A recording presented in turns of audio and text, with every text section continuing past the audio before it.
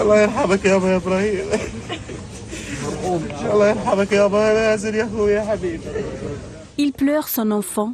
Ses bras sont vides et son monde s'est effondré. Avec les larmes de ce père coule la douleur d'un peuple massacré à huis clos. Nous sommes à Khan Younes, le nom d'une ville à Gaza que le monde entend chaque jour sans jamais écouter ses cris de détresse.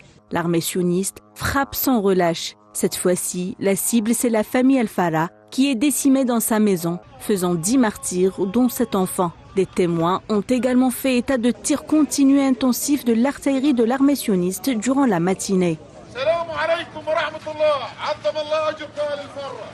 À quelques kilomètres de là, une petite fille fouille les ruines. Elle cherche l'enfance qu'on lui a volée dans les gravats de sa maison détruite.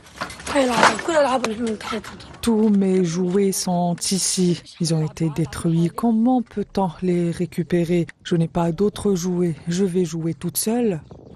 Ce ne sont pas des dommages collatéraux, ce sont des cibles directes. Des êtres humains piégés dans une guerre d'épuration ethnique qui ne leur laisse aucun refuge. Les zones d'habitation deviennent une cible d'une machine de guerre assoiffée de sang, en vue de préparer un plan diabolique. Raser des ponts entiers de l'enclave palestinienne et étendre les zones soumises à des incursions terrestres en vue de couper les connexions entre le nord et le sud.